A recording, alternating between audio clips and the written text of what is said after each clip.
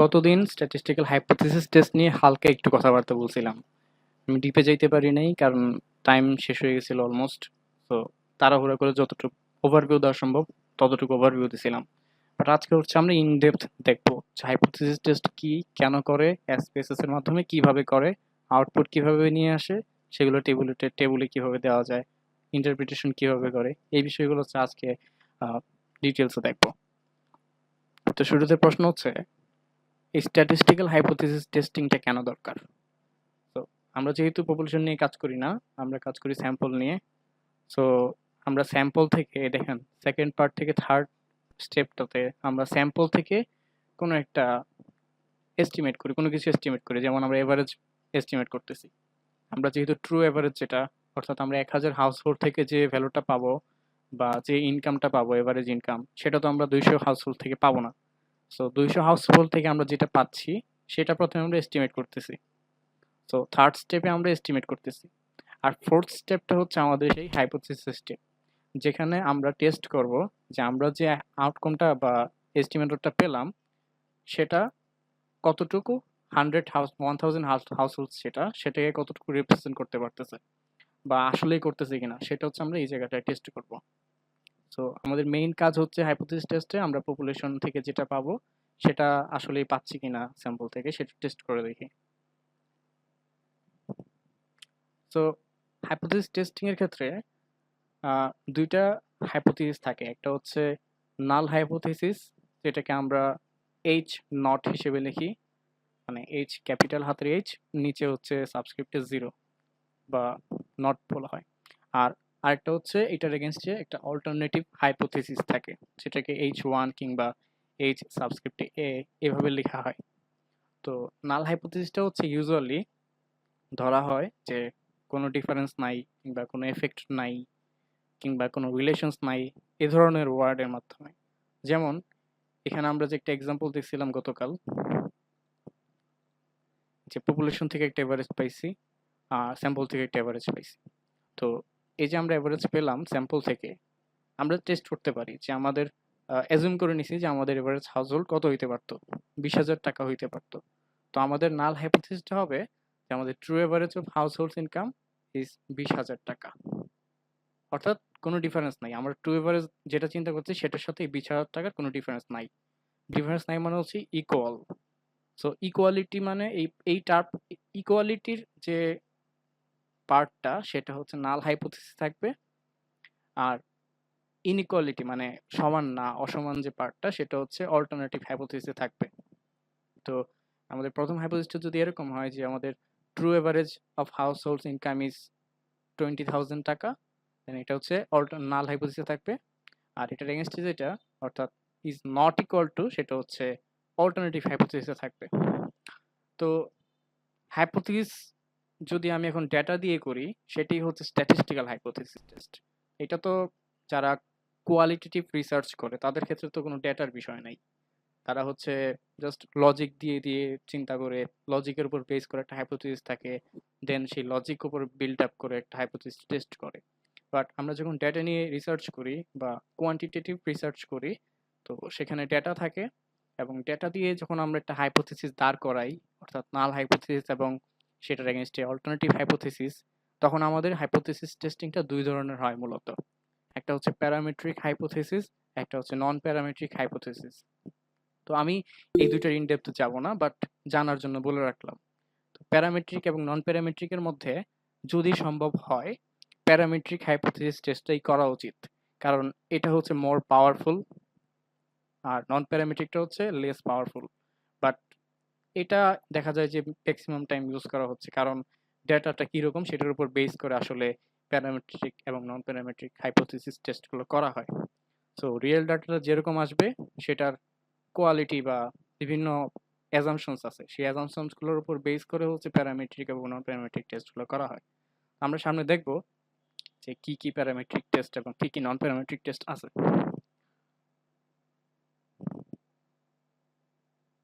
তো টেস্টিংটা আসলে কিভাবে করব? এতক্ষণ ধরে তো আমরা বলতেছি টেস্ট করব টেস্ট করব টেস্ট করব। এখানে সেকেন্ড লাইনে দেখেন কি লেখা আছে।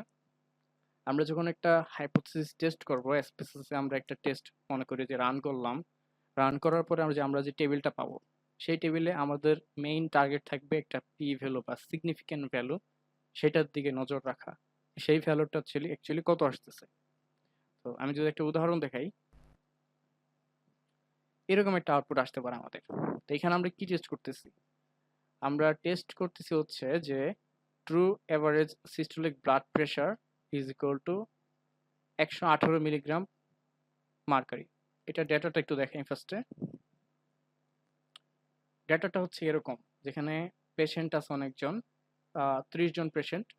30 জন পেশেন্টের মাঝে মেল ফিমেল এরকম ভাগ করা আছে, এবং তাদের সিস্টোলিক ব্লাড প্রেশার সেটা হচ্ছে রিডিংগুলো নেওয়া হয়েছে, যে রিডিংগুলো কীরকম। তো এই যে রিডিংগুলো আমরা পেলাম, এটার এভারেজটা কত আমরা একটু দেখি। আমি হচ্ছে জাস্ট এটা সিলেক্ট করলাম, অথবা যে কোনো একটা জায়গায় মাউস দিয়ে সিলেক্ট করলাম একটা সেল, দেন এই বাটনটায় ক্লিক করব, রান ডেসক্রিপটিভ স্ট্যাটিস্টিক্স। এখানে ক্লিক করলে আমার আউটপুট আসলো, এবং সেখানে আমি দেখতে পাচ্ছি আমার এভারেজ আসছে 123.65। তো আমার আগে থেকে অ্যাজিউম করা ছিল যে আমার এই সিস্টোলিক ব্লাড প্রেশারের এভারেজটা হওয়া উচিত কত, এখানে 118। তো আমি তাহলে কি টেস্ট করতে চাচ্ছি? আমি টেস্ট করতে চাচ্ছি যে আমার true average systolic blood pressure 118 হবে। বাট আমি যখন ডেটা কালেক্ট করার পর আমি দেখতে পেলাম যে আমার এভারেজটা হয়েছে 123.65। তো যেহেতু আমরা একটা স্যাম্পল কালেক্ট করছি, মাত্র 30 জনকে নিয়ে কাজ করতেছি, যেখানে আমার পপুলেশন হয়তো হওয়ার কথা ছিল 1000। তো 1000 জন থেকে আমি মাত্র 30 জন নিয়ে কাজ করতেছি। তো এই 30 জন কি আসলেই আমার পপুলেশনকে রিপ্রেজেন্ট করে? এটা কি আসলেই ট্রু, কিংবা এটা কি আসলেই কতটুকু লেজিট, সেটা টেস্ট করার জন্য এখন আমাকে এই হাইপোথিসিসটা টেস্ট করা লাগবে। তো এখানে হচ্ছে একটা মিন টেস্ট করা হয়, ওয়ান স্যাম্পল মিন টেস্ট, সেটা আমরা দেখবো একটু পর। বাট আপাতত আমরা আউটপুটটার দিকে একটু তাকাই। এই আউটপুটটাতে দুইটা টেবিল আসছে। একটা টেবিল হচ্ছে জাস্ট কিছু স্যাম্পল, কিছু ডেসক্রিপটিভ স্ট্যাটিস্টিক্স দেখাচ্ছে, আর পরবর্তী টেবিলটাতে টেস্টের রেজাল্টটা দেখাচ্ছে। যেখানে আমাদের মেইন ইন্টারেস্ট হচ্ছে এই যে এই রেড বক্স করা জায়গাটা, এখানে সিগ ডট লেখা, এটাই হচ্ছে সেই সিগনিফিক্যান্ট ভ্যালু বা পি ভ্যালু। এই পি ভ্যালুটার ভ্যালু যদি 0.05-এর চেয়ে কম হয় বা সমান হয়, সেক্ষেত্রে আমরা যে নাল হাইপোথিসিসটা ধরছিলাম সেটাকে রিজেক্ট করে দিতে হয়। আর যদি 0.05-এর চেয়ে বেশি হয়, সেক্ষেত্রে ডু নট রিজেক্ট করতে হয়। এখন কথা হচ্ছে যে আমরা 0.05 কেন বলতেছি, আমরা কেন 0.01 কিংবা 0.1 কেন বলতেছি না? অর্থাৎ 5%টাকে কেন আমরা ধরে নিলাম, আমরা কেন 1% কিংবা 10% ধরলাম না? এটার জন্য একটু এই টেবিলটার দিকে তাকাতে হবে। আমি এখানে কোনো ম্যাথস দেখাবো না, পি ভ্যালুর সাথে এইগুলোর কি সম্পর্ক বা কিভাবে কি ধরা হচ্ছে সেগুলো দেখাবো না। আমি জাস্ট একটু মাথায় যাতে সহজে ঢুকে সেভাবে বোঝানোর চেষ্টা করতেছি। মনে করেন আমার নাল হাইপোথিসিস হচ্ছে একজন person innocent. So person is innocent, এটা হচ্ছে আমার নাল হাইপোথিসিস। আর তাহলে এটার এগেইনস্ট অল্টারনেট হাইপোথিসিসটা কি হবে? সেটা হচ্ছে পার্সন ইজ নট ইনোসেন্ট, মানে হচ্ছে সে গিলটি। তো আমরা হয়তো ট্রু হচ্ছে যে সে আসলেই ইনোসেন্ট, এটা হচ্ছে অ্যাকচুয়াল। সো অ্যাকচুয়ালি সে ইনোসেন্ট, এবং আমরা সেটাকে নট রিজেক্ট করতেছি, অর্থাৎ ডিসিশনটা হচ্ছে নট রিজেক্ট। নাল হাইপোথিসিসটার ডিসিশন হচ্ছে নট রিজেক্ট। তার মানে হচ্ছে আমরা একটা কারেক্ট ডিসিশন নিছি। তো এইটা হচ্ছে এই যে এটা সরি এটা হচ্ছে এটা কারেক্ট ডিসিশন, মানে আমাদের অ্যাকচুয়াল নাল হাইপোথিসিসটা হচ্ছে ট্রু, এবং আমরা ডিসিশন নিছি নট রিজেক্ট, তার মানে এটা কারেক্ট ডিসিশন। আবার যদি এরকম হইতো যে সে আসলে ইনোসেন্ট না, এবং আমরাও এটাকে রিজেক্ট করে দিছি, অর্থাৎ নাল হাইপোথিসিসটা রিজেক্ট করে দিছি, তাহলে এটা কি হচ্ছে? এটা হচ্ছে অ্যাকচুয়ালি সে ফলস, মানে অ্যাকচুয়ালি নালটা ফলস, এবং আমাদের ডিসিশনটা হচ্ছে রিজেক্ট। তাহলে এই দুইটার ইন্টারসেকশন পয়েন্ট কোথায়? এটা কারেক্ট ডিসিশন বা পাওয়ার। এখন আমাদের এরর থাকতে পারে দুই রকম। কিরকম? যে অ্যাকচুয়ালি সে ইনোসেন্ট, বাট আমরা ডিসিশন নিছি এটাকে রিজেক্ট করে দেওয়ার। তো এটা হচ্ছে এই যে এই জিনিসটা টাইপ 1 এরর। টাইপ 1 এরর অর্থাৎ তখন অ্যাকচুয়ালি আমার নালটা ট্রু হওয়ার কথা ছিল, বাট আমরা যে স্যাম্পলটা কালেক্ট করছি সেই স্যাম্পল অনুযায়ী এই ডিসিশনটা হবে রিজেক্ট করে দেওয়া। সো এটা হচ্ছে একটা টাইপ 1 এরর, যেটাকে আলফা দ্বারা প্রকাশ করা হয়, এটাকে সিগনিফিকেন্স লেভেলও আমরা বলে থাকি। আরেকটা এরর হচ্ছে যে এটা অ্যাকচুয়ালি ফলস, অর্থাৎ সে গিলটি, বাট আমরা এটাকে ডু নট রিজেক্ট করে দিচ্ছি। মানে আমরা এই সেলটা, এই যে টাইপ 2 এরর হচ্ছে, তাহলে মানে অ্যাকচুয়ালি সেটা ফলস আর আমরা সেটাকে রিজেক্ট করি নাই, তাহলে টাইপ 2 এরর। তাহলে দেখেন, একজন ইনোসেন্ট মানুষকে ফাঁসিতে ঝুলাই দেওয়াটা বেশি সিভিয়ার, নাকি একজন গিলটি পারসনকে জেল থেকে ছেড়ে দেওয়াটা বেশি সিভিয়ার? একটু বলেন তো কেউ একজন।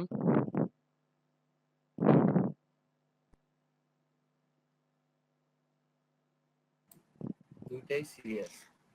না ঠিক আছে, দুইটাই সিরিয়াস, বাট এরর তো হইতে জি, পারে। আমার কাছে মনে হয় যে একজন সিরিয়াস মানুষকে, একজন ইনোসেন্ট মানুষকে বা শাস্তি দেওয়াটাই মোর সিভিয়ার। এক্স্যাক্টলি। তো এজন্যই আমাদের টার্গেট থাকে হচ্ছে এই টাইপ 1 এররটা যেন সবচেয়ে মিনিমাম থাকে, মানে একজন ইনোসেন্ট মানুষ যেন গিলটি না হয় আমাদের জাজমেন্টে। অর্থাৎ আমরা যখন স্যাম্পল কালেক্ট করে কোনো একটা কিছু করি, তখন যেন আমাদের এই নাল হাইপোথিসিসটা রংলি রিজেকশন কম হয়, এটা আমাদের টার্গেট থাকে। এই জন্য আমরা এই আলফা কিংবা টাইপ 1 এররটাকে ফিক্স ধরে নিই, এবং শত শত বছর ধরে, শত শত না মানে গত 19 শতকের পর থেকে যারা রিসার্চ করছে এই স্ট্যাটিস্টিক্সের এই বিষয়গুলোর উপর, তারা হচ্ছে ফিক্স করে নিছে যে 5%টা মোটামুটি আইডিয়াল। আর আপনার যদি আরো বেশি অ্যাকুরেসি দরকার হয়, সেক্ষেত্রে আপনি 1% ধরে নিতে পারেন। অর্থাৎ আপনি হয়তো 1% এরকম ভুল করতে পারেন, যে একজন ইনোসেন্ট পার্সনকে আপনি ফাঁসিতে ঝুলাই দিচ্ছেন, এরকম ভুল আপনি 1% সহ্য করে নেবেন, বা কি বলবো এটাকে, ঠিক আছে। আর বাকি যে 99% সেটা একুরেট থাকবে, এরকম আপনি ধরে নিচ্ছেন। আর 5%টা হচ্ছে ইউজুয়ালি ধরে নেওয়া হয়। আর অনেক ক্ষেত্রে যখন হচ্ছে যে এই সিভিয়ারনেসটা কম, যে দেখা গেল যে একটু মানে আহ, খুব একটা সমস্যা হবে না, সেক্ষেত্রে অনেকে 10% ধরে নেয়।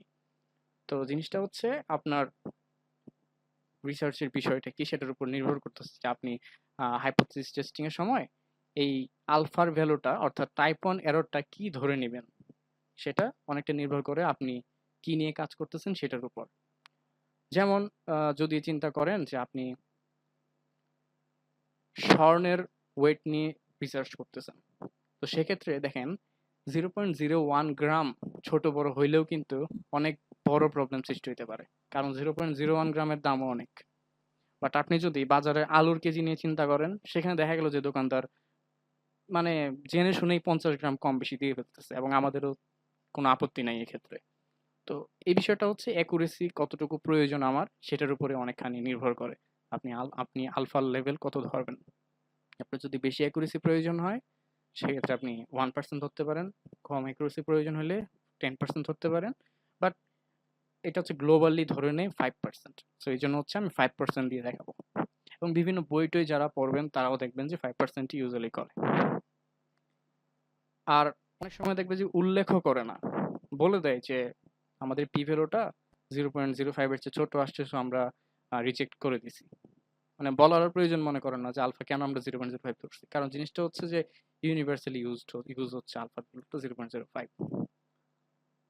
তো আমাদের ডিসিশনটা তাহলে কিরকম হবে, এই লাইনে লেখা আছে যে আমাদের পি ভ্যালুটা যদি এই আলফার চেয়ে মানে আলফা যদি 0.05 হয়, তাহলে পি ভ্যালু যদি আলফার চেয়ে বড় হয়, সেক্ষেত্রে আমাদের নাল হাইপোথিসিসটা ডু নট রিজেক্টেড হবে।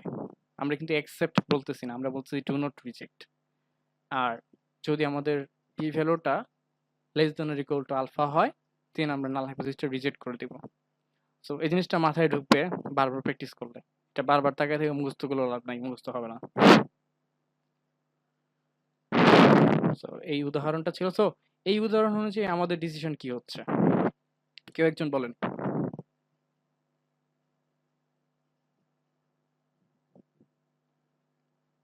কেউ একজন মাইকটা অন করে বলেন।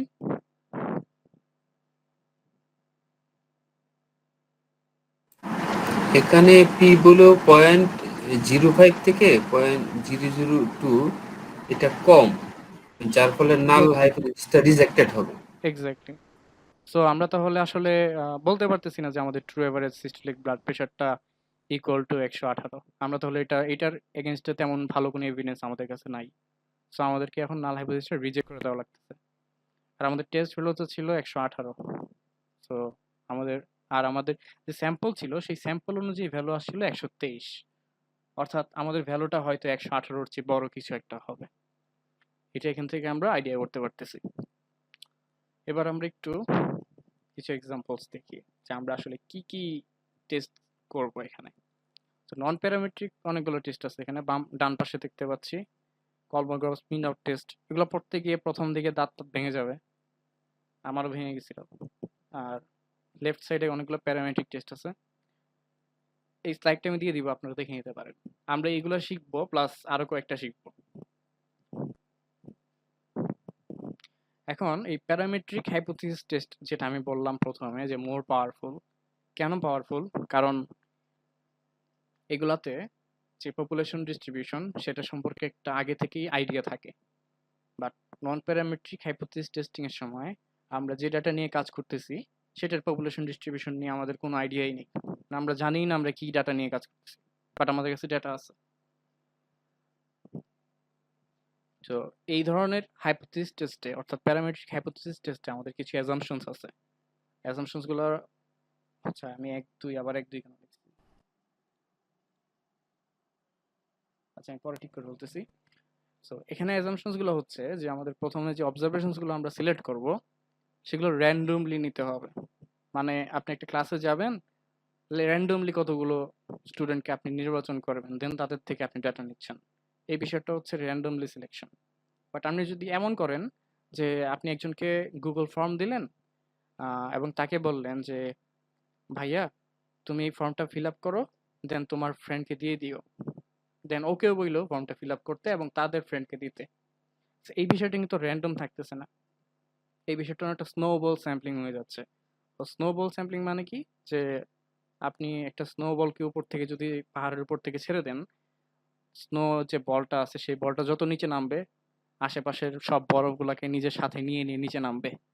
সো আপনি যে এই মাত্র যেটা করলেন, একটা ফর্ম দিয়ে দিলেন, তো আপনার ফ্রেন্ডকে বললেন যে তাদের ফ্রেন্ডকে দিতে, তো তারাও বলবে তাদের ফ্রেন্ডকে দিতে। এই বিষয়টা তখন আর র্যান্ডম থাকলো না, এই বিষয়টা এখন অন্যরকম হয়ে গেল, একটা সিস্টেমেটিক ওয়ে হয়ে গেল। সিস্টেমেটিক কোনো মানে এটা র্যান্ডম হইলো না, এটা হচ্ছে মেইন কথা। তারপর হচ্ছে আপনাদের ডেটাটা নর্মাল ডিস্ট্রিবিউশন ফলো করতে হবে, বা অ্যাটলিস্ট নর্মাল যদি না হয় সেক্ষেত্রে কখনো কখনো স্যাম্পল সাইজ যদি লার্জ হয় সেটাও হচ্ছে একটা অ্যাসাম্পশন। ধরে নেই যে স্যাম্পল সাইজ লার্জ হলেও চলবে যদি নর্মাল না হয়। যদিও এটা এতটা স্ট্রং না, মেইন অ্যাসাম্পশনটা হচ্ছে এইটা, নর্মালিটি অফ ডেটা। তারপর হচ্ছে যে আপনার যে ডেটা থাকবে সেই ডেটার স্কেল রেশিও স্কেলে হতে হবে। আর যদি রেশিও না হয় অ্যাটলিস্ট ইন্টারভাল স্কেলে হতে হবে। এটা স্পেসিসে গেলে ভালো মতো বোঝা যাবে। যেমন আমি ডেটাটা যদি ওপেন করি, ভেরিয়েবল ভিউতে যাই, এখানে দেখেন মেজার, এখানে স্কেল কি আছে, আর ডেটার স্কেলটা হচ্ছে স্কেল। আর আচ্ছা সরি সরি, এই বিষয়টা হচ্ছে কি, রেশিও এবং ইন্টারভালকে একসাথে স্পেসের ভিতরে স্কেল যে মেজারমেন্টটা এটার ভিতরে ঢোকানো হয়। সো স্কেলের ভিতরে অ্যাকচুয়ালি ইন্টারভাল এবং রেশিও এই দুইটা স্কেল অফ মেজারমেন্টই এখানে আছে। তো এটাকে সরাসরি স্কেল দিয়ে বোঝানো হচ্ছে এসপিএসএস এ। আর লাস্টের রেজাল্টটা হচ্ছে হোমোজিনিটি অফ ভেরিয়েন্সেস। তো এটা বুঝতে হইলে আমি একটু পরে যাব, সেখানে টেস্টটা দেখাইলে এটা বুঝতে সুবিধা হবে। এখন কথা হচ্ছে ভেরিয়েন্স মানে তো একটা আইডিয়া হয়েছে অলরেডি, তাই না, যে এটা কতটুকু স্প্রেড বা ছড়ানো আছে সেটা বোঝা যায় এই ভেরিয়েন্সের মাধ্যমে। তো মনে করেন এই যে আমার যে ডেটাটা এখানে টাইপ, আচ্ছা এখানে টাইপ স্টোরেজের টাইপ এ আছে, তারপর টাইপ বি এবং তারপর হচ্ছে টাইপ সি। তো এই তিনটা টাইপের জন্য আমার যে টেম্পারেচার গুলো আছে সেই টেম্পারেচার গুলোর তো একটা ভেরিয়েশন আমরা দেখতে পাচ্ছি না, যে এখানে 30.6, 28.41 এরকম। তো এই প্রত্যেকটা টাইপের জন্য ভেরিয়েন্স গুলা কি ইকুয়াল কিনা, মানে টাইপ এ এর ভেরিয়েন্স যদি 5 হয় টাইপ বি এর ভেরিয়েন্সও কি 5 কিনা বা 5 এর আশেপাশে কিনা, তারপর টাইপ সি এর ভেরিয়েন্সও কি 5 কিংবা 5 এর আশেপাশে কিনা, এই জিনিসটা হচ্ছে টেস্ট করতে হবে। তো এখানে একটা অ্যাজাম্পশন হচ্ছে এই হোমোজিনিটি কথাটার মানে হচ্ছে ইকুয়াল থাকবে। তো প্রত্যেকটা গ্রুপের জন্য যে আমরা যেটা মেজার করতে চাচ্ছি সেটার ভেরিয়েন্স গুলো ইকুয়াল থাকবে। এটা হচ্ছে 4 নাম্বার অ্যাজাম্পশন। এই যে এই অ্যাজাম্পশন গুলো হচ্ছে যদি ভায়োলেট করে কোনো কারণে, তখন হচ্ছে আমরা নন প্যারামেট্রিক হাইপোথিসিস টেস্ট করে থাকি।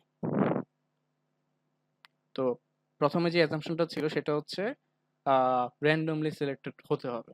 তো র্যান্ডমলি সিলেক্টেড হয়েছে কিনা সেটাও টেস্ট করা যায়। তো আমরা এখন অনেকটা টেস্টিং এর ভেতর ঢুকে গেছি। তো প্রথমে দেখি র্যান্ডমনেস কিভাবে টেস্ট করে। তো টেস্ট ফর র্যান্ডমনেস একটা টেস্টের নাম আছে, সেটা হচ্ছে ওয়ার্ল্ড, পরেরটা বলবো না, জাস্ট ওয়ার্ল্ড রানস টেস্ট, ঠিক আছে, বা শুধু রানস টেস্ট বলা হয়, এটাকে রানস টেস্ট বলা হয়। তো টেস্ট ফর র্যান্ডমনেস একটা হচ্ছে রানস টেস্ট, এটা একটা নন প্যারামেট্রিক টেস্ট। তো এটা এখন দেখবো আমরা। এখানে নাল হাইপোথিসিসটা হচ্ছে যে আমরা যেই ভেরিয়েবলটার র্যান্ডমনেস দেখতে চাচ্ছি, যে আমি সাপোজ কিছু ডেটা নিলাম সেটা র্যান্ডম কিনা, সো সেটা দেখার জন্য এই টেস্টটা করা হয়। এবং নাল হাইপোথিসিসটা হচ্ছে যে ওই ডাটার সিকোয়েন্সটা র্যান্ডম, আর অল্টারনেট হচ্ছে সিকোয়েন্সটা র্যান্ডম না। তো এখন আমরা রানস টেস্ট করব কোনো একটা ডাটার উপর। আমরা এই ডাটাটার উপর এই এখন যে টেস্টটা করতেছি সেটা করব। সো এই যে আমরা পেশেন্টগুলোকে সিলেক্ট করছিলাম 1 2 3, এখানে যে জেন্ডার ভেরিয়েবলটা আছে তাদেরকে আমি র্যান্ডমলি সিলেক্ট করছি কিনা সেটা এখন দেখি। ধরেন কোনো একটা রুমে গেলাম, পেশেন্টের কি বলে এটাকে, হল রুম বা ওয়ার্ড আর কি, ওয়ার্ডে গেলাম, ওয়ার্ডে গিয়ে হচ্ছে তাদের থেকে ডেটা নিচ্ছি, তাদের এসপিপিটা মেজার নিচ্ছি। এখন সেটা র্যান্ডমলি নিছি কিনা সেটা একবার টেস্ট করি।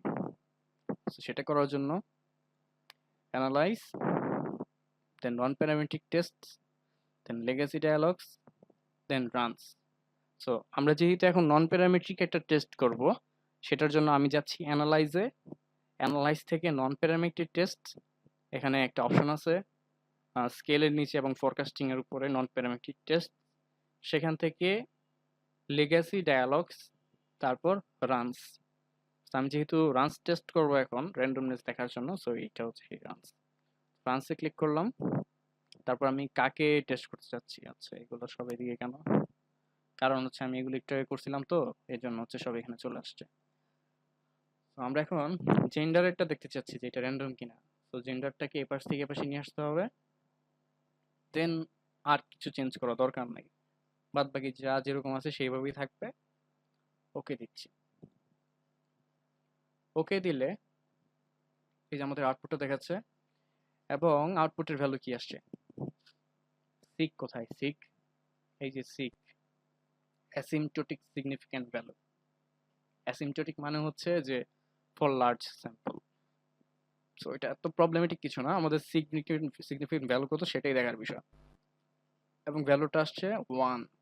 সো 1 তো অবভিয়াসলি 0.05 এর চেয়ে বড়, তাহলে আমাদের রেজাল্ট যেহেতু 0.05 এর চেয়ে বড় আসছে, তাহলে আমাদের এখন কনক্লুশনটা কি হবে এই হাইপোথিসিসটা নিয়ে। হাইপোথিসিসটা নিয়ে কনক্লুশন হচ্ছে যে আমাদের পি ভ্যালুটা যেহেতু 1 আসছে, সো আমাদের আলফা কি ছিল 0.05।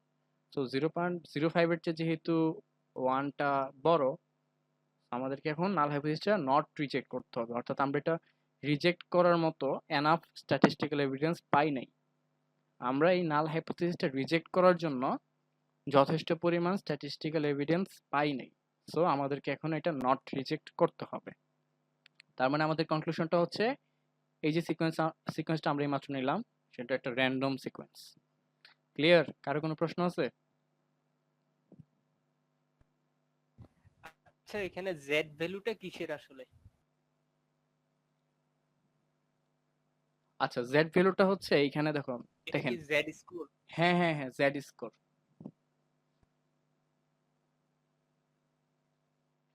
এটা হচ্ছে রানস আমরা টেস্টের, জেড স্কোর দিয়ে কেন কম্পেয়ার করতে না? ওয়েট ওয়েট ওয়েট, রানস টেস্টে তো জেড স্কোর নাই, জেড কেন আসছে আমি জানি না, এসপিএসএস কি করছে বিহাইন্ড আমি জানি না, বাট এখানে রানস টেস্টে ওয়েট এ মিনিট, রান্স টেস্টে জেড আছে। এর কি আরিফ আঞ্জুম লাইনে কে? হ্যাঁ, আমার স্ট্যাটিস্টিক্স এর ফ্রেন্ড আরিফ আঞ্জুম। হ্যাঁ, এখানে জেড আছে, রান্স টেস্টে জেড আছে। এখানে নাম্বার অফ রানস এটা জেড ডিস্ট্রিবিউশন ফলো করে, অ্যাসিম্পটোটিক্যালি নর্মাল ডিস্ট্রিবিউশন ফলো করে। ওখানে মিন তারপর হচ্ছে ভেরিয়েন্স কিন্তু ক্যালকুলেট করা যায়। অনেকে হয়তো বুঝতেছে না, বাট আমি বলি এখানে যে বিহাইন্ডে যে ম্যাথমেটিক্যাল কাজটা হয়েছে সেটাই জিজ্ঞেস করছে আমাকে। এখানে জেড মানে জেড কেন আসছে, আমরা ইউজুয়ালি রানস কত হয়েছে সেটার সাথে এই যে 14 তারপর 16 এটা কম্পেয়ার করি টেবুলেটিভ ভ্যালুর সাথে, দেন হচ্ছে আমরা ডিসিশন নিই ইউজুয়ালি। বাট এই যে নাম্বার অফ রানস তারপর তারপর হচ্ছে এই যে 14 16 এই সব কিছু আসলে একটা ডিস্ট্রিবিউশন ফলো করে। সেই ডিস্ট্রিবিউশনটা হচ্ছে জেড ডিস্ট্রিবিউশন। সেটার উপর বেস করে এখানে আউটপুট মানে কনক্লুশনটা ড্র করা যায়।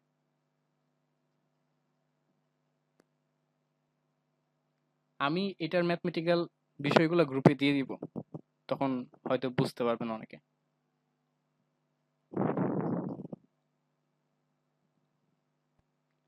কারোর কোনো প্রশ্ন আছে?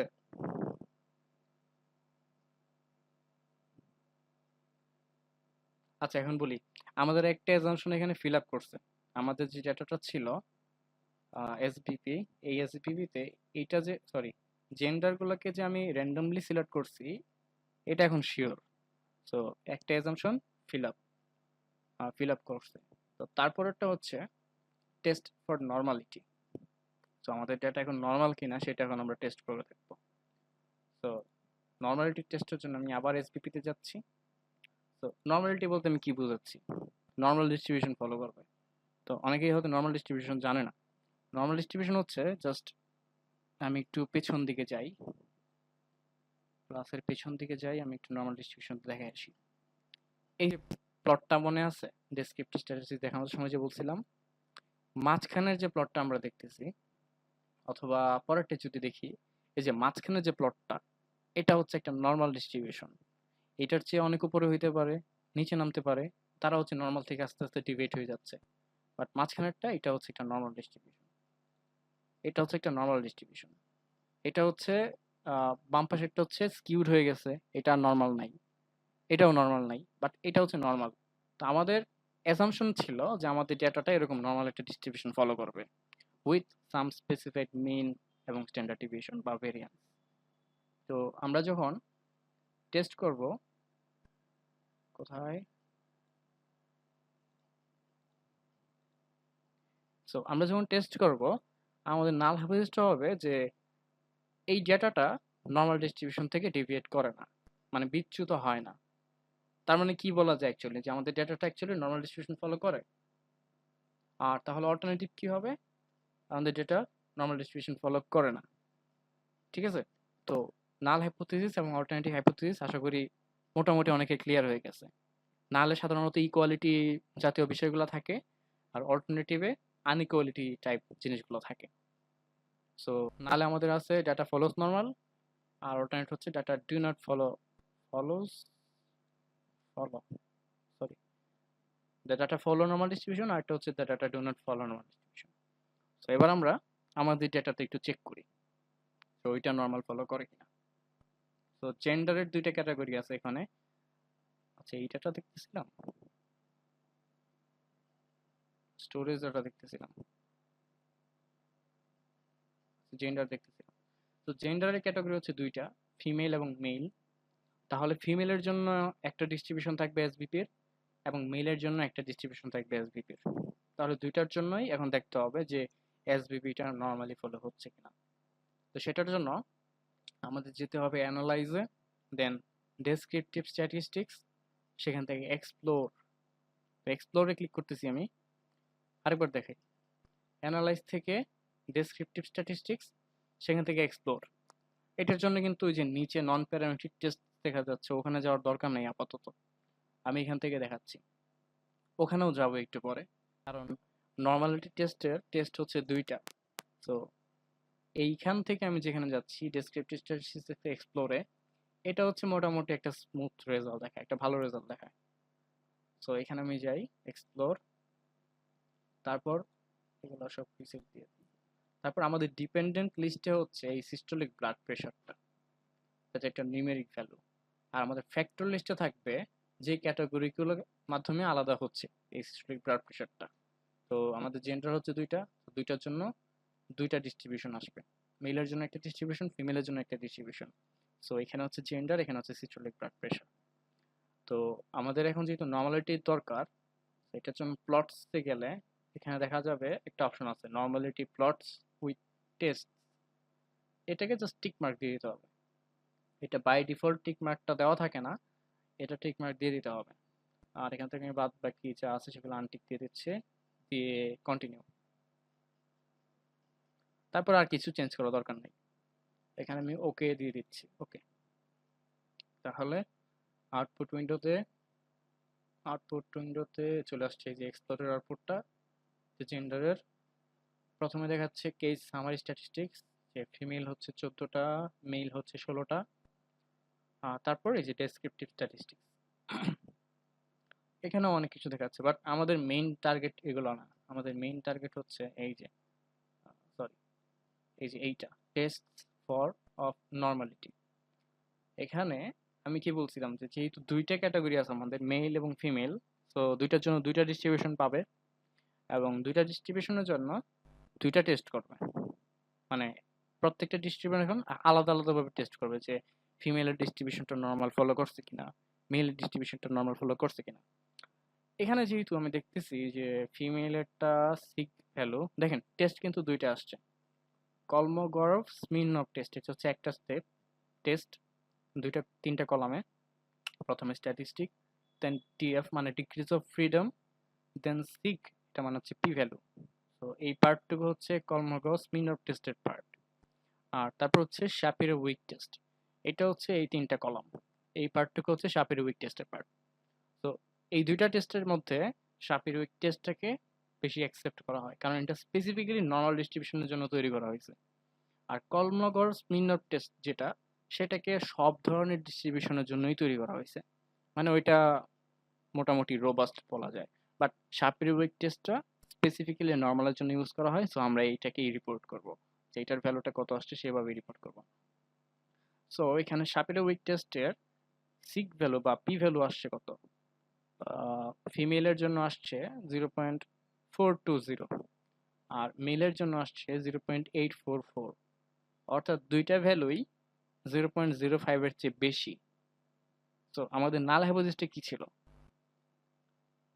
The data follow normal distribution. So যেহেতু আমাদের এই পি ভ্যালুটা আলফা থেকে বড়, আমাদের আলফা ছিল 0.05, ওইটা থেকে যেহেতু বড়, সো আমাদের নাল হাইপোথিসিসটা রিজেক্ট করে দেওয়ার মতো পর্যাপ্ত পরিমাণ স্ট্যাটিস্টিক্যাল এভিডেন্স নাই। সো আমাদেরকে এখন ডু নট রিজেক্ট করতে হবে। তার মানে আমাদের কই গেল, তার মানে হচ্ছে আমাদের এই যে নাল হাইপোথিসিসটা ছিল সেটা আসলে অ্যাকচুয়ালি ট্রু। সো আমাদের কনক্লুশনটা হচ্ছে যে আমাদের data follow normal distribution. So clear? কারো কোনো প্রশ্ন আছে?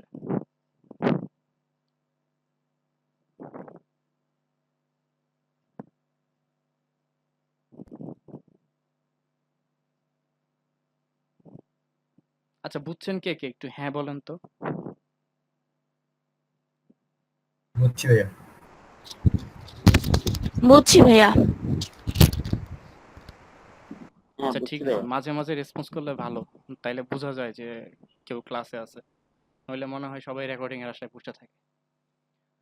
আচ্ছা, এখন কথা হচ্ছে আমরা তো ফিমেলের জন্য মেলের জন্য আলাদাভাবে চিন্তা করছিলাম, বাট আমরা যদি এখন ওভারঅল চিন্তা করি যে ওভারঅল এটা নর্মালিটি ফলো করে কিনা, সেটার জন্য কি করতে হবে। আমি আবার রিসেন্ট ডায়লগ বক্সে চলে যাই, সেখান থেকে এক্সপ্লোর যেহেতু মাত্র ইউজ করছি, সো এক্সপ্লোরে ক্লিক করি। এখন জাস্ট এই জেন্ডারটা কেটে দিলে হবে, জেন্ডারটা কেটে দিলাম, ওভারঅল হচ্ছে সিস্টেম ব্লাড প্রেশার এটাই সিলেক্টেড আছে। প্লটসে গিয়ে দেখি এখন এখানে নর্মালিটি প্লটসিক টেস্ট এটা সিলেক্টেড আছে। সো এটাই এখন জাস্ট ওভারঅল দেখাবে যে ওভারঅল নর্মাল ফলো করে কিনা। এখন যদি আমি ওকে দিয়ে দেই, আরেকটা জিনিস খেয়াল করেন, এখানে ডিসপ্লে নামে একটা বক্স আছে, যে বক্সে বোথ স্ট্যাটিস্টিক্স এবং প্লটস এই তিনটা অপশন আছে, এবং বাই ডিফল্ট বোথ এটা সিলেক্টেড।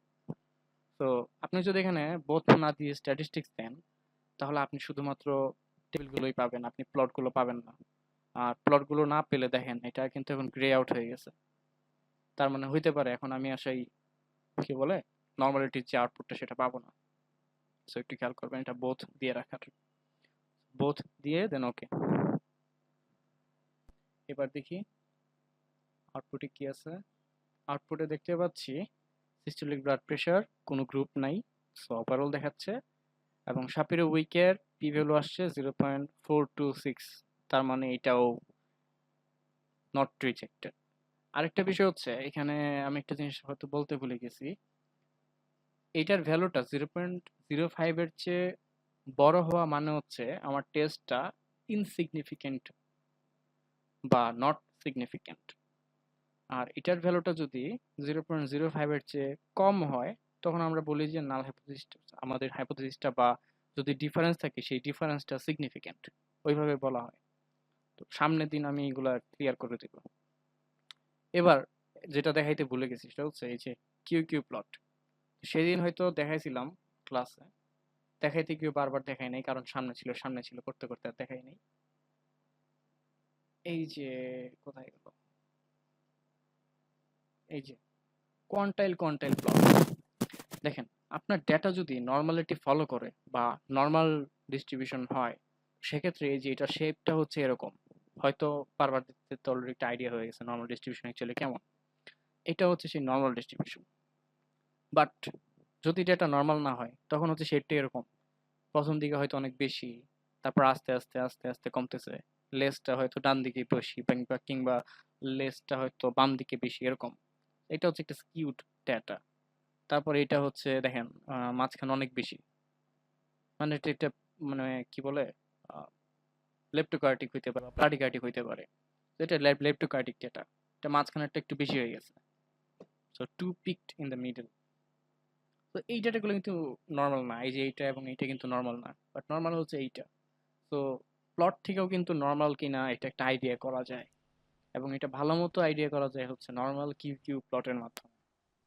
তো দেখেন একটা এখানে- কোশ্চেন ছিল আর কি। হ্যাঁ কোশ্চেনটা ডাটা নর্মাল না বলতে কি ডাটা যে অপটিমাম যা থাকার কথা তার থেকে অনেক কম থাকে বা তার থেকে অনেক বেশি থাকে, এটা কি নর্মালের মধ্যে পার্থক্য?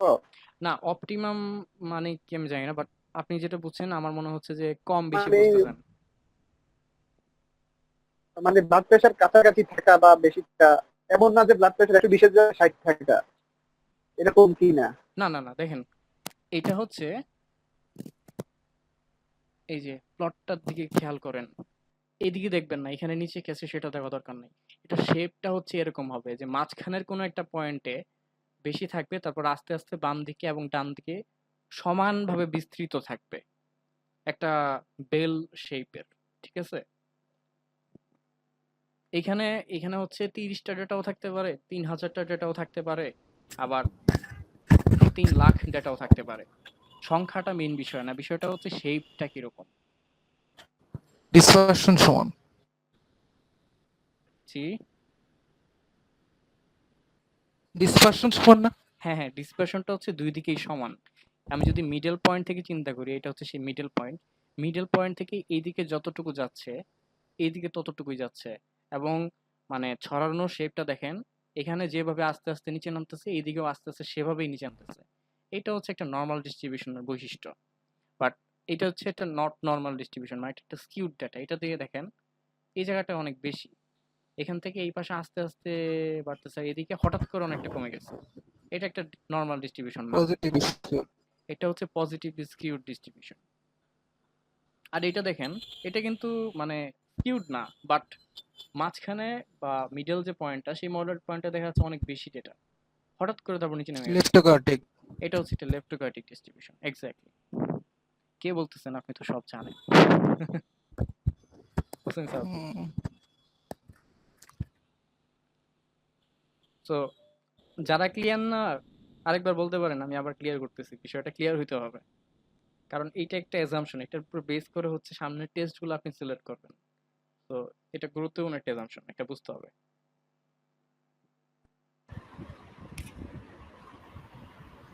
আচ্ছা, যদি একটু জানতে চাই যে এটা তো আমরা নর্মালিটি দেখার জন্য হিস্টোগ্রাম দেখছি, আর হচ্ছে নর্মাল কোয়ান্টাইল প্লটটা দেখছি, কোয়ান্টাইল কোয়ান্টাইল কিসের জন্য বলা হচ্ছে? কোয়ান্টাইল কোয়ান্টাইল বলা হচ্ছে কারণ হচ্ছে এখানে এক পাশে বা নিচের দিকে দেখেন এখানে থিওরিটিক্যাল কোয়ান্টাইলস গুলো নেওয়া হচ্ছে। কোয়ান্টাইলস মানে হচ্ছে যে আহ, এভাবে চিন্তা করেন, ফার্স্ট যদি পার্সেন্টাইল হিসেবে চিন্তা করেন 10 পার্সেন্টাইল 20 পার্সেন্টাইল, এই যে এক একটা ভাগ ভাগ করা হচ্ছে এখানে। আমি একটা ডাটা ওপেন করে দেখাই। আমি এটা রেডি করা ছিল, আমি জানতাম এরকম একটা প্রশ্ন আসবে।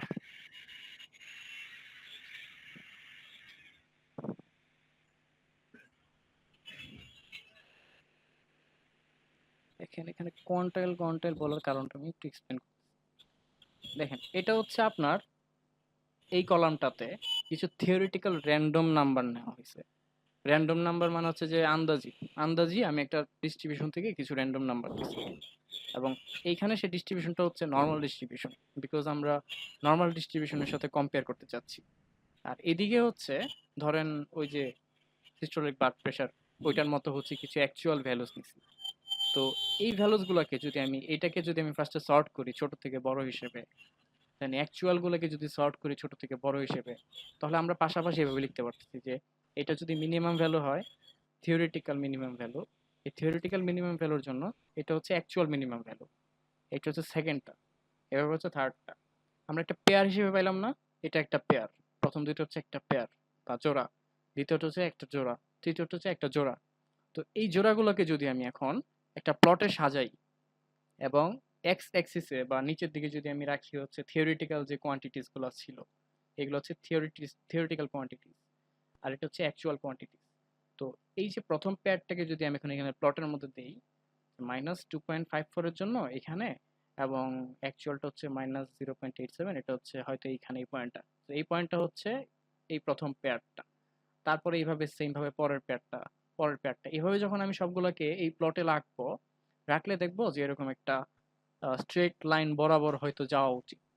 তো যদি দেখা যায় যে স্ট্রেট লাইন বরাবর গেছে, তাহলে বুঝতে হবে যে আমার ডেটাটা অ্যাকচুয়ালি এখানে যে থিওরিটিক্যাল ডিস্ট্রিবিউশনটা ছিল সেটার সাথে ফিট করছে। আমাদের থিওরিটিক্যাল ডিস্ট্রিবিউশনটা ছিল এখানে নর্মাল ডিস্ট্রিবিউশন।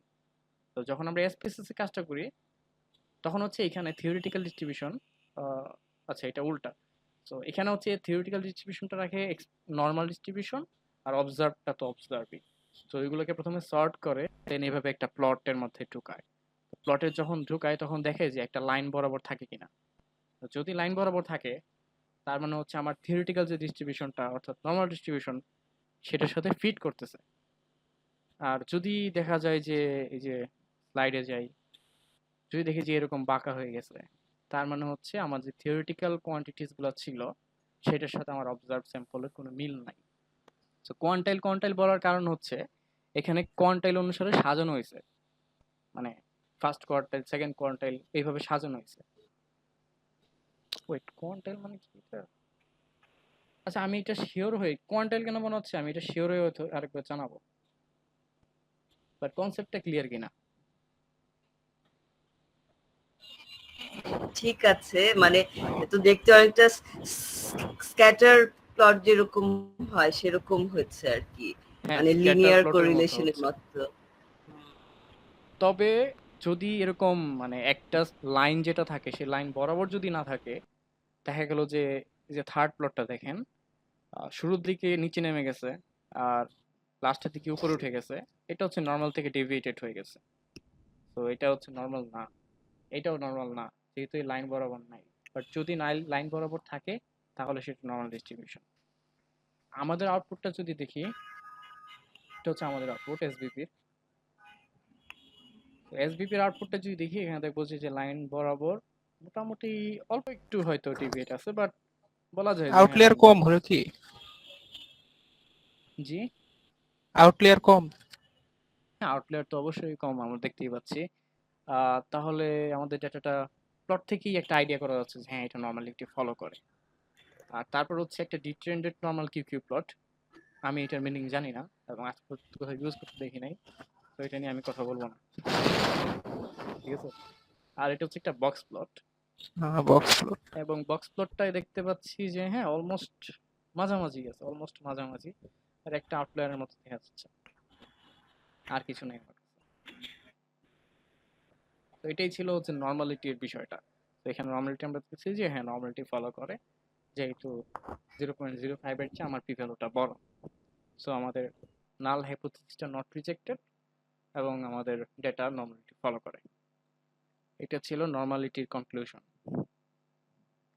সো এখানে আমরা দুইটা টেস্ট দেখলাম, একটা হচ্ছে শাপের উইক টেস্ট যেটা অ্যাকচুয়ালি আমরা নর্মালিটির জন্য ইউজ করি, আর একটা হচ্ছে কলমোগর স্মিরনফ টেস্ট।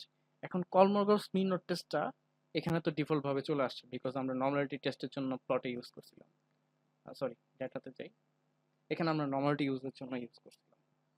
বাট আমাদের যদি এরকম কখনো ইচ্ছা হয় যে আমাদের নর্মালিটি না, নর্মাল ডিস্ট্রিবিউশন না, অন্য কোনো ডিস্ট্রিবিউশনের জন্য চেক করবো, তো সেক্ষেত্রে ওই শাপের উইক টেস্ট আমরা ইউজ করতে পারতেছি না, আর আমাদেরকে তখন কলমোগর স্পিনঅফ টেস্ট ইউজ করতে হবে। ওইটার জন্য অ্যানালাইসে যাব, সেখান থেকে নন প্যারামেট্রিক টেস্ট, সেখান থেকে লেগেসি ডায়ালগস। এখানে দেখেন ওয়ান স্যাম্পল কে এস লেখা আছে, কে এস মানে হচ্ছে কলমোগর স্পিনঅফ, তো এটাকে সিলেক্ট করতে হবে। তো আমরা কোথেকে আসতেছি, আমরা অ্যানালাইসে যাচ্ছি, সেখান থেকে নন প্যারামেট্রিক টেস্ট, সেখান থেকে legacy dialogs, then one sample K S, so এটাকে সিলেক্ট করতে হবে। দেন জাস্ট সরি এটাকে ঠিক সিলেক্ট করা ছিল, তো সিস্টেলিক ব্লাড প্রেশার এটাকে এখানে নিয়ে আসলাম। তো এই যে দেখেন এখানে টেস্ট ডিস্ট্রিবিউশন চারটা আছে আমার কাছে চেক করার মতো, নর্মাল, ইউনিফর্ম, পয়জন, এক্সপোনেনশিয়াল। তো বাই ডিফল্ট নর্মাল সিলেক্ট করা, তো নর্মাল যদি সিলেক্ট করার ইচ্ছা থাকে আপনি নর্মাল দেখবেন। আপনি যদি চিন্তা করেন যে অন্য কোনো ডিস্ট্রিবিউশন থেকে ডাটা আসছে কিনা, পয়জন চিন্তা করতে পারেন যে পয়জন থেকে ডাটা আসছে কিনা, তো সেক্ষেত্রে আমি পয়জন সিলেক্ট করে দেবেন। তো যারা এখন বুঝতেছে না যে এই ডিস্ট্রিবিউশনগুলো কি, আমি তাদের জন্য আমার সাজেশন থাকবে যে আপনারা জাস্ট একটা গুগল সার্চ দিবেন, জাস্ট একটা ছোট্ট গুগল সার্চ, আমি সার্চ দিয়ে দেখাই নর্মাল ডিস্ট্রিবিউশন। আমি চাইলে ম্যাটেরিয়ালস দিতে পারতাম, বাট ম্যাটেরিয়ালস দিলে বিষয়টা হচ্ছে কি খুবই স্পেসিফিক হয়ে যায়, আপনারা সার্চ দিলে বেশি জানতে পারবেন। এটা হচ্ছে নর্মাল ডিস্ট্রিবিউশনের একটা ফাংশন, প্রবাবিলিটি ডেনসিটি ফাংশন, এটা হচ্ছে নর্মাল ডিস্ট্রিবিউশনের প্রবাবিলিটি ডেনসিটি ফাংশন। আপনি যদি ইমেজে যান সেখানে জাস্ট এগুলাই দেখবেন, আমি যা দেখাইছিলাম অনেকগুলা অনেকগুলা বেল কার্ভ, এগুলো হচ্ছে নর্মাল ডিস্ট্রিবিউশন। তারপরে অপশনে কি ছিল, তারপর ছিল পয়জন। তো পয়জনটা একটু দেখি পয়জন কিরকম।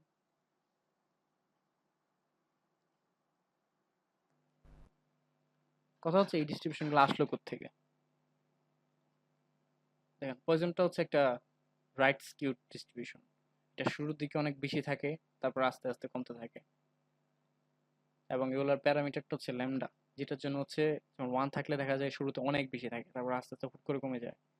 যদি ল্যামডার ভ্যালু 4 থাকে সেটা দেখা যায় এরকম, 10 থাকলে দেখা যায় এরকম, ল্যামডার ভ্যালু যদি ইনফিনিটি থাকে তখন ডিস্ট্রিবিউশনটা নর্মাল হয়ে যায়।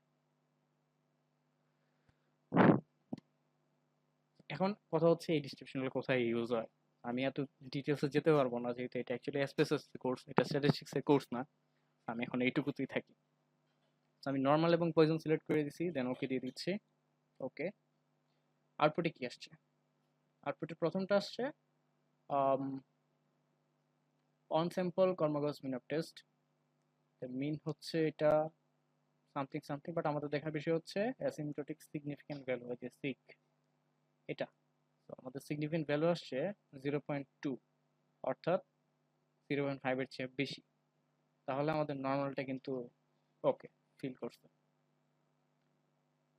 তারপর একটা হচ্ছে পয়জন, পয়জনের জন্য সিক কোথায়,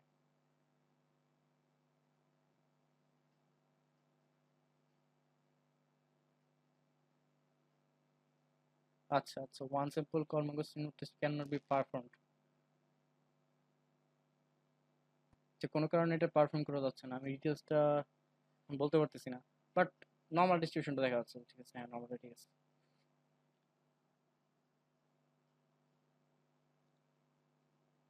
এটা ছিল test for normality, Shapiro Wilk test এবং কলমোগস মিন অফ টেস্ট। ভ্যালু আছে এর জন্য নেগেটিভ ভ্যালু আছে, তো পয়জন তো শুধু নন নেগেটিভ ভ্যালু নিতে পারবে। ওখানে কি নেগেটিভ ছিল, এসবিপি, এসবিপি তে নেগেটিভ আসবে কোথেকে, ব্লাড প্রেশারে তো নেগেটিভ আসবে না। আমি একটু দেখি তো আরেকবার ওয়ার্নিংটা কি আসছে। the value 99.90 occurs in the data.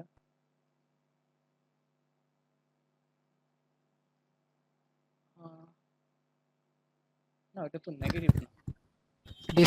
Discrete value না সব পাইছো না?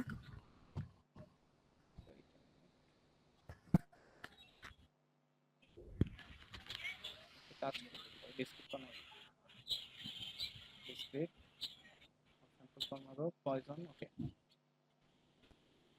এখনো তো নেয় নাই লেভেল 100। আচ্ছা এটা আমি দেখে পরে জানি, আপনারা একটু দেখেন ঠিক আছে, সমস্যাটা কি দেখি তারপর ক্লিয়ার হবো। ক্লাস টাইমে এটা নিয়ে এখন গবেষণা করার মতো সময় নেই। ঠিক আছে, ভালো জিনিস বেরিয়েছে। সো এটা ছিল কলমগজ স্পিন। তারপর ক্লাস ক্লাস 6 মাত্র শুরু হচ্ছে, 10:30 বাজে। আচ্ছা যাই হোক, বেশি সময় লাগবে না, আমি শেষ করে দিই আজকেরটা খুবই ইজি ছিল, মাত্র 4টা টেস্ট দেখাবো বলছিলাম। প্রথমে হচ্ছে যেহেতু দেখলাম, আমরা টেস্ট করে দেখলাম যে আমাদের ডেটা নর্মালিটি ফলো করে, তারপর র্যান্ডম সবই ঠিক আছে, তো জাস্ট একটা বাকি আছে এখন, সেটা হচ্ছে হোমোজিনিটি অফ ভেরিয়েন্সেস। তো হোমোজিনিটি অফ ভেরিয়েন্সেসটা একটু দেখে নিই ফার্স্টে। তো সেটার জন্য এটা একবার দেখাইছি, তো এটা দেখাবো না এখন। আচ্ছা sorry testing equality of means one sample T test. তো আমরা যখন কোনো একটা ভেরিয়েবলের মিন টেস্ট করতে যাব, যে আমি আউটপুটটা যেটা দেখাইছিলাম, এই যে আউটপুটটা, এটা হচ্ছে আমি জানি কোনো একটা ভেরিয়েবল আমার হাতে আছে এবং সেটার ভ্যালু কত হওয়া উচিত। হয়তো আমাদের রিসার্চাররা বলে দিচ্ছে যে এটার ভ্যালু এত হয় কিনা চেক করে দেখো। তো আমরা সেটা চেক করবো, এখন আমরা টেস্ট করে যাচ্ছি যে 118 হয় কিনা, সেটা এখন আমরা টেস্ট করবো। তো আমাদের ভ্যালুটার টেস্ট করতে হচ্ছে 118। আমাদের হাইপোথিসিস হচ্ছে the true average systolic blood pressure is equal to 118 millimetre mercury.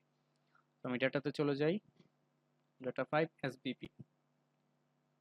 আচ্ছা এটা আমি কি করছিলাম, ডেসিমালটা বাড়াই দিয়েছিলাম।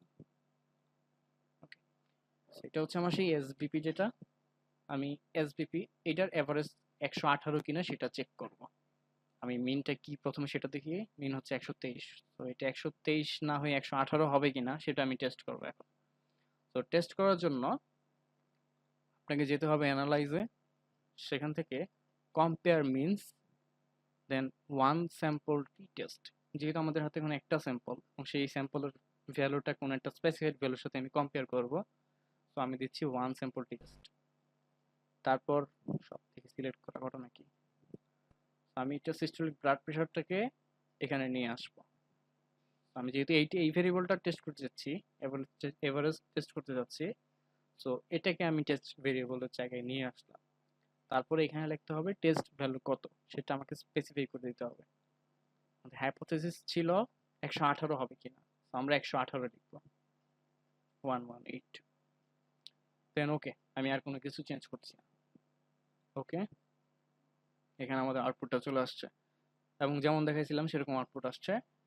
আমাদের পি ভ্যালু আসছে 0.002 উইথ 29 ডিগ্রিজ অফ ফ্রিডম। তো তার মানে কি, আমাদের পি ভ্যালুটা যেহেতু আলফার চেয়ে ছোট, আলফা ছিল কত 0.05, যেহেতু আলফার চেয়ে ছোট, তার মানে আমাদের নাল হাইপোথিসিসটা রিজেক্ট করে দেওয়ার মতো যথেষ্ট স্ট্যাটিস্টিক্যাল এভিডেন্স আছে। তো আমরা নাল হাইপোথিসিসটা রিজেক্ট করে দেব।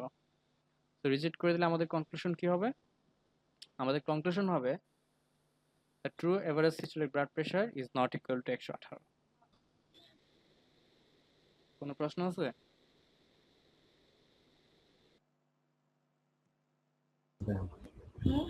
হ্যালো ভাইয়া, এইখানে যে আমরা এগুলা থিসিস পেপারে কেমনে প্রেজেন্ট করব? ওইটা তো ডিপেন্ড করতেছে আপনি কোথাও পাবলিশ করবেন কিনা, সেখানে কিরকম থাকবে। জি এমনি এমনি কোনো জি বলুন। এমনি প্রেজেন্ট করার কোনো সিস্টেম আছে কিনা এটা এসপিএসএস থেকে? এসপিএসএস থেকে তো হচ্ছে আপনি কপি করে নিয়ে যেতে পারবেন ওয়ার্ড ফাইলে, জি বাট আপনি থিসিস পেপারটা প্রিভিয়াস ইয়ারে আপনার সুপারভাইজারের আন্ডারে যে মানে কাজ করছে তার পেপারটা যদি দেখেন, তাহলে বুঝতে পারবেন যে আপনার সুপারভাইজার কিরকম ভাবে রেজাল্টগুলো প্রেজেন্ট করা পছন্দ করে, তো আপনি সেভাবেই প্রেজেন্ট করবেন। আচ্ছা। এটা সবচেয়ে ভালো হয় হচ্ছে আপনি যেটা নিয়ে থিসিস করতেছেন সেটা নিয়ে প্রিভিয়াস পেপারস কিংবা থিসিস সেখানে কিভাবে প্রেজেন্ট করা হয়েছে সেটা যদি ফলো করেন সেটা সবচেয়ে আইডিয়াল হয়। কারণ মানুষ তো যখন জিনিস দেখে প্রথমবার কোনো একটা পেপার দেখে বা বই পড়ে তখন ফ্যামিলিয়ার জিনিস খোঁজে। সো একটা আইডিয়াল জি থাকে, আইডিয়াল হয়ে থাকে যে এরকম থাকে। সো আপনি সেটাই ফলো করবেন। আচ্ছা, ইভেন থ্যাংক ইভেন ইউ। এইখানেও আপনি চাইলে এটা কপি করে বসাই দিতে পারেন, কোনো সমস্যা নাই।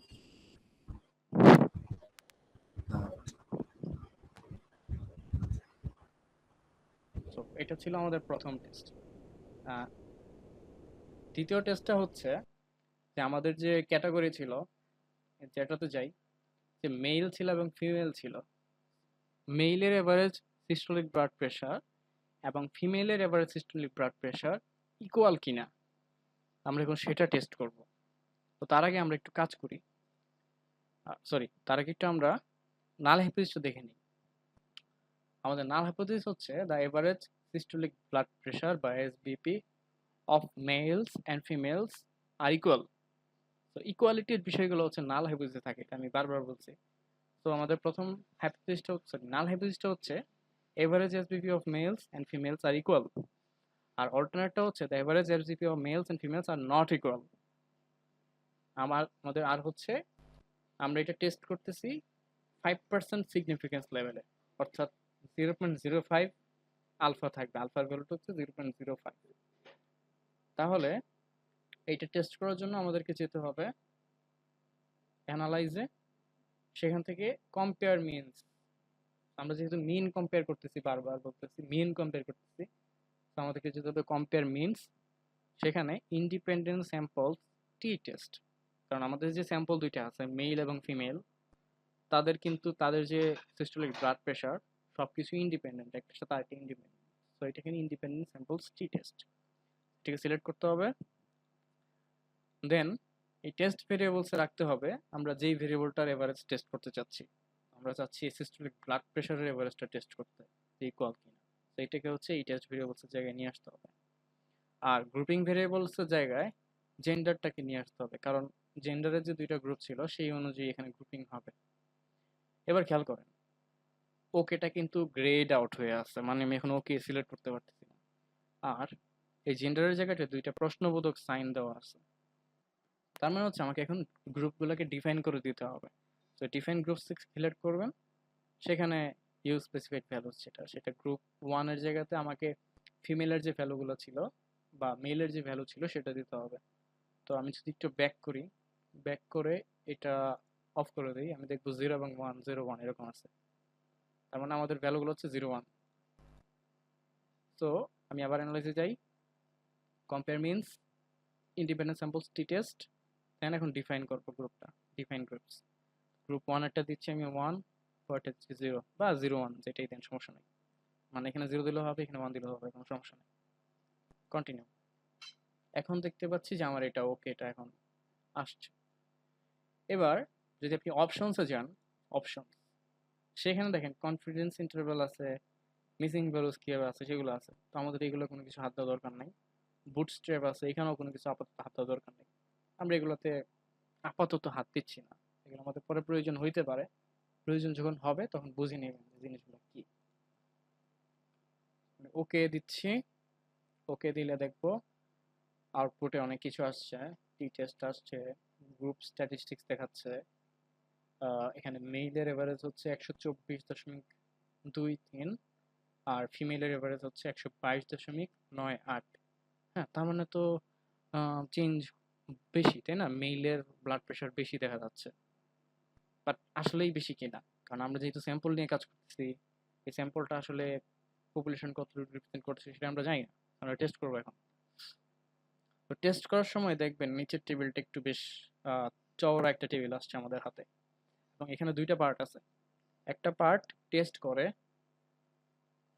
ইকুয়ালিটি অফ ভেরিয়েন্সেস, অর্থাৎ ওই যে একটা কি বলবে, একটা অ্যাজাম্পশন ছিল না, হোমোজিনিটি অফ ভেরিয়েন্সেস, মানে হচ্ছে ভেরিয়েন্স ইকুয়াল কিনা সেটা চেক করবে। তো সেই চেকিংটাই হচ্ছে এই জায়গাতে হবে এখন।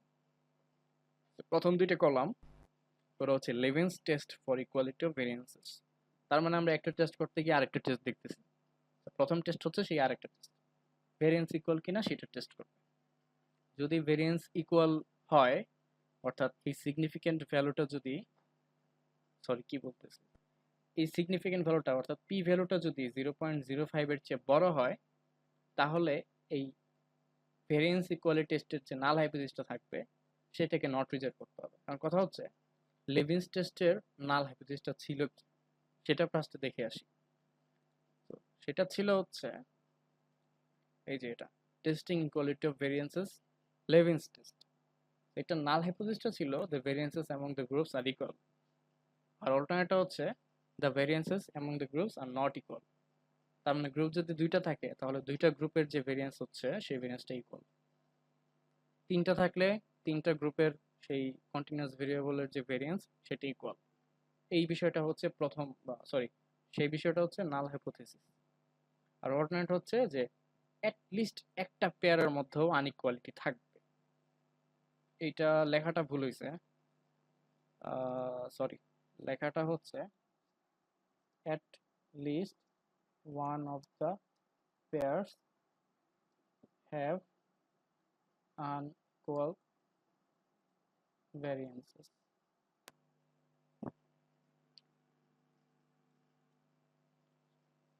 তার মানে হচ্ছে ধরেন এখানে তিনটা group, group A, group B, group C. Group A এর ভেরিয়েন্স আসছে 4, গ্রুপ বি এর ভেরিয়েন্স আসছে 4, গ্রুপ সি এর ভেরিয়েন্স আসছে 7, মানে 4 4 7। তার মানে কি এই যে তিনটা যে গ্রুপ আছে, তিনটা গ্রুপের মধ্যে একটা গ্রুপের ভেরিয়েন্সটা অন্য যে দুইটা গ্রুপ আছে তাদের চেয়ে আলাদা হয়ে গেল না? তো তখন এই অল্টারনেটটা ট্রু হয়ে যাচ্ছে। ঠিক আছে, ওই বিষয়গুলো হচ্ছে লেভিনস টেস্টের মাধ্যমে টেস্ট করা হয়।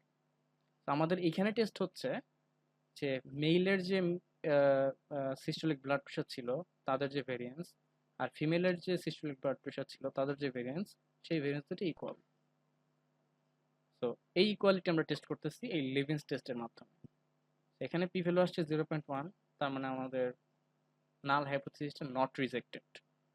রিজেক্ট হবে যদি 0.5 এর চেয়ে ছোট হইতো, যেহেতু বড় হয়েছে সো এটা নট রিজেক্টেড।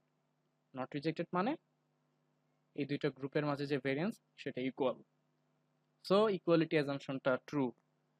এখন দেখেন সিস্টোলিক ব্লাড প্রেশারের দুইটা রো আসছে। একটা রো হচ্ছে এই যে, একটা রোতে এই সিগনিফিক্যান্ট ভ্যালু আসছে, মানে টিচার্স দুইভাবে হয়েছে, একটা হচ্ছে অ্যাজিউম করে নিছে যে ইকুয়াল, আর একটা অ্যাজিউম করেছে আনইকুয়াল।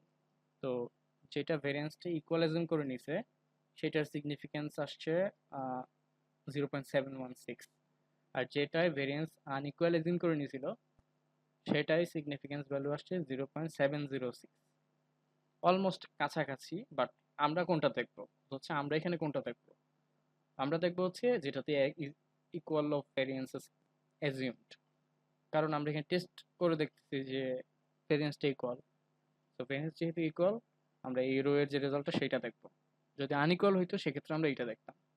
ক্লিয়ার? প্রশ্ন আছে এই জায়গাটায় কারোর? আবার একটু বলবেন? আচ্ছা আবার বলি, এইখানে সিস্টোলিক ব্লাড প্রেশারের দুইটা রো আছে। একটা রো হচ্ছে, একটা রোতে টেস্ট করতেছে যে অ্যাজিউম করে নিচ্ছে যে আমাদের যে মেল এবং ফিমেল ছিল তাদের সিস্টোলিক ব্লাড প্রেশারের ভেরিয়েন্স ইকুয়াল। প্রথম রোটায় ইকুয়ালিটি অ্যাজিউম করে নিয়ে এই যে T test for equality of means এই কাজটা করছে, মানে হচ্ছে এই যে এই ভ্যালুগুলো সেখান থেকে আসছে, এই যে 368 এখান থেকে এই যে লাস্টের এই পর্যন্ত, এই রেজাল্টটা হচ্ছে টি টেস্টের। আর এই প্রথম দুইটা রেজাল্ট হচ্ছে ইকুয়ালিটি অফ ভেরিয়েন্স টেস্টের, অর্থাৎ লেভিনস টেস্টের। তো লেভিনস টেস্টের আউটপুট থেকে আমরা ডিসিশন নিব যে আমরা এই রো এর রেজাল্টগুলোকে নিব নাকি দ্বিতীয় রো এর রেজাল্টগুলোকে নিব। তো দ্বিতীয় রো এর রেজাল্টটা হচ্ছে অ্যাজিউম করে নেয় মেল এবং ফিমেলের মাঝে যে ভেরিয়েন্সটা সেটা আনইকুয়াল, আর প্রথম রোটা অ্যাজিউম করে নেয় মেল এবং ফিমেলের মাঝে যে ভেরিয়েন্সটা সেটা ইকুয়াল। তো আমরা কোনটাকে নিব সেটা ডিসাইড করার জন্য এই লেভিনস টেস্টের দিকে ফার্স্টে তাকাবো। এখানে তাকায় আমরা দেখতেছি যে আমাদের পি ভ্যালুটা আসছে 0.1, তো 0.1টা 0.05 এর চেয়ে বড়, তাহলে আমাদের লেভিনস টেস্টের যে হাইপোথিসিস সেটা নট রিজেক্টেড। যেহেতু নট রিজেক্টেড তাহলে আমাদের কনক্লুশনটা হচ্ছে মেল এবং ফিমেলের মাঝে যে ভেরিয়েন্স সেটা ইকুয়াল। হয়তো মাথায় ঢুকতেছে না অনেকে, আমি সবগুলো দিয়ে দিব তখন মাথায় ঢুকবে। তো যেহেতু এটা ইকুয়াল, ইকুয়াল যেহেতু তার মানে ইকুয়ালিটি অ্যাজাম্পশনটা যেহেতু ট্রু, তো আমরা এই রো এর যে রেজাল্ট, এই রো এর মধ্যে দেখবেন যে টি টেস্টের, এটা হচ্ছে টি টেস্ট স্ট্যাটিস্টিক, এই টি স্ট্যাটিস্টিকের জন্য যে পি ভ্যালু সেটা হচ্ছে এইটা 0.716। তো আমরা এখন এই ভ্যালুটাকে রিপোর্ট করব আমাদের অ্যানালাইসিস। আমরা এইটাকে রিপোর্ট করব না, নিচেরটাকে রিপোর্ট করব না, আমরা রিপোর্ট করব এই ভ্যালুটাকে। বাট মনে করেন আপনাদের এই সিগনিফিক্যান্ট ভ্যালুটা আসছে 0.001, যেটা হচ্ছে 0.05 এর চেয়ে ছোট। আর ছোট হওয়া মানে হচ্ছে নাল হাইপোথিসিস রিজেক্টেড। আর লেভিনস টেস্টের নাল হাইপোথিসিসটা ছিল ইকুয়ালিটি অফ ভেরিয়েন্স। তাহলে আমাদের এইটা যদি রিজেক্টেড হয়ে যায়, তার মানে লেভিনস টেস্ট আমাকে বলতেছে মেল এবং ফিমেলের মধ্যে যে ভেরিয়েন্স সেটা আনইকুয়াল। তো আনইকুয়াল যেহেতু বলতেছে, তখন আমাদেরকে আর আমরা যদি এইটার রিপোর্ট করি তাহলে ভুল হবে, তখন আমাদের রিপোর্ট করতে হবে নিচেরটা 0.706। ঠিক আছে, ক্লিয়ার?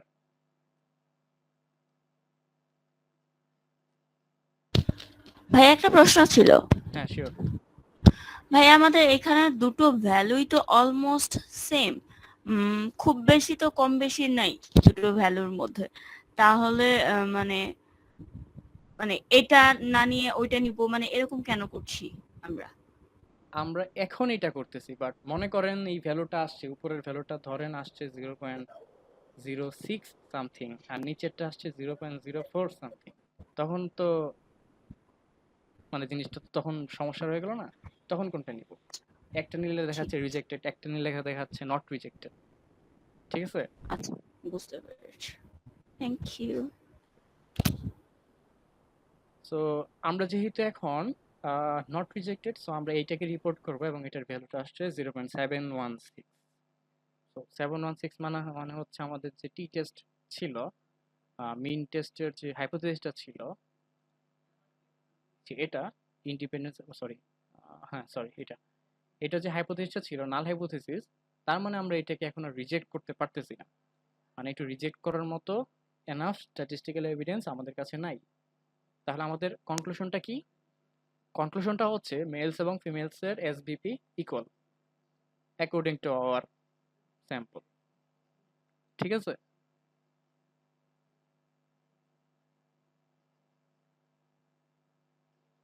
কারো কি কোনো প্রশ্ন আছে এখানে?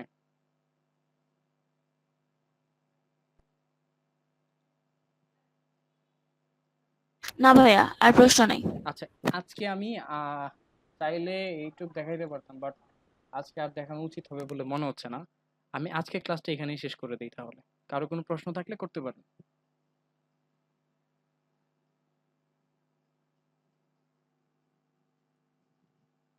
আর আজকে আমি স্টোরেজ ডাটা নিয়ে কি কোনো কিছু দেখাইছি? মেবি না। তাহলে এটা আমি আজকে দিব না, আমি এটা সামনের দিন দিব। আরেকটা অ্যানাউন্সমেন্ট, সেটা হচ্ছে সবাই যাবেন না, আমি একটু স্ক্রিনশট নিয়ে নিই কারা কারা ক্লাসে আছেন।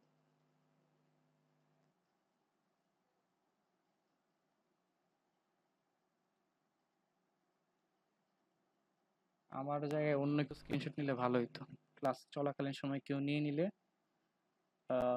বিষয়টা ট্র্যাক রাখা ইজি হতো। আর প্লিজ অনেকে প্রজেক্ট জমা দেন নাই, তাড়াতাড়ি প্রজেক্টটা জমা দিয়ে দিবেন। আমি কিন্তু ভালো মতো প্রজেক্টগুলা মূল্যায়ন করে আপনাদের আবার মেলে রিপ্লাই দিয়ে দিই। সো কেউ কি মেসেজ দিছিলেন? কোয়ালিটেটিভের বেসিসের একটা উদাহরণ দেওয়া যাবে?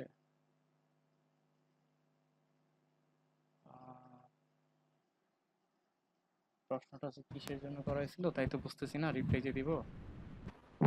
আচ্ছা, আরেকটু যদি জানতে চাই যে আজকে আমরা যে টেস্টগুলো করলাম টি টেস্টের, এগুলোতে তো শুধু মানে অ্যাজাম্পশন গুলো দেখলাম, মানে হাইপোথিসিস টেস্টিং কি হলো নাকি হচ্ছে টি টেস্টের জন্য যে অ্যাজাম্পশন গুলো সেগুলাকে ফুলফিল করার জন্য এই টেস্টগুলো করলাম? আমরা টি টেস্টের জন্য অ্যাজাম্পশনগুলো ফুলফিল করে কিনা সেটা প্রথমে দেখছিলাম। প্রথম 3টা টেস্ট, একটা হচ্ছে র্যান্ডমনেস, তারপর নর্মালিটি, তারপর হচ্ছে ইকুয়ালিটি অফ ভ্যারিয়েন্সেস। সেটা দেখার পরে আমরা হচ্ছে টেস্টগুলো করছি। টেস্টগুলো হচ্ছে এই যে এইটা হচ্ছে সেই টেস্টটা। এই যে এই জায়গাটা হচ্ছে সেই T test for equality of means. এটার আগ পর্যন্ত যে 3টা টেস্ট ছিল সেগুলো হচ্ছে অ্যাজাম্পশন দেখার জন্য, বাট এটা ছিল হচ্ছে ইকুয়ালিটি অফ মিনস এর টেস্ট। এখান থেকে আমরা কনক্লুশন ড্র করব যে মেল এবং ফিমেলের এসবিপি ইকুয়াল কিনা, এবং আমরা কনক্লুশন ড্র করছি যে আসলে এটা ইকুয়াল, কারণ আমাদের পি ভ্যালুটা 0.05 এর চেয়ে বড় আসছে। সো এটাই ছিল আজকেরটা।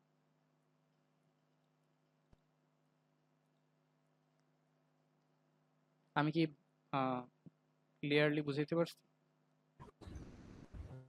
ভাইয়া পি ভ্যালু পাইছি, এটা কি টি এর ক্যালকুলেটেড ভ্যালু আমরা যেটা ম্যানুয়ালি আগে অঙ্ক করতাম সেইটা কি না? এইখানে টি এর আমি একটা জি। জিনিস দেখাই, আউটপুটটাতে একটা জিনিস দেখাই। আমরা ম্যানুয়ালি যে জি। ক্যালকুলেশনটা করি সেটা হচ্ছে জি, এই জি। যে কোথায়, এই যে 0.368, এটা হচ্ছে ক্যালকুলেটেড টি ভ্যালু। এটাই ক্যালকুলেটেড ভ্যালু। এটা আচ্ছা, এক্স্যাক্টলি সেটাই, 3.3 ওই যে x bar G minus G mu divided by s by root over n, এটা হচ্ছে সেই জি ভ্যালুটা। জি জি জি জি। আর আচ্ছা যখন হচ্ছে ইকুয়ালিটি অ্যাজিউম করে না, তখন ডিগ্রিজ অফ ফ্রিডমটাকে কারেক্টেড করা লাগে। সো কারেক্টেড জি করলে হচ্ছে এই যে দেখেন এটার ভ্যালুটা কত আসছে এখানে 23.564, এটা কিন্তু জি। আর এখন 28 নাই। আচ্ছা আচ্ছা আমরা ইউজুয়ালি ঠিক আছে। যখন প্র্যাকটিক্যাল করি কিংবা ক্লাসে লিখি তখন আমরা এটা দিয়েই কাজ চালাই দিই, প্রথম যে রোটা। জি জি সাধারণত সেটা পরেরটা সেটা করা হয় না। জি জি ঠিক আছে, থ্যাংক ইউ। ওকে, আর কোনো প্রশ্ন?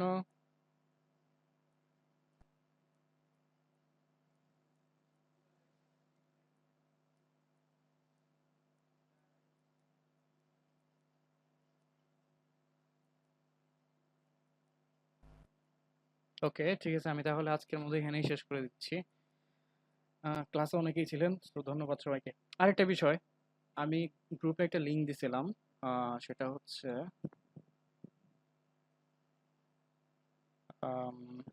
ফিডব্যাক ফর্ম দিছিলাম একটা। সেই ফিডব্যাক ফর্মটা প্লিজ সবাই একটু ফিল আপ করে দেবেন, অনেকেই দেন নাই, তো একটু কাইন্ডলি ফিল আপ করে দেবেন।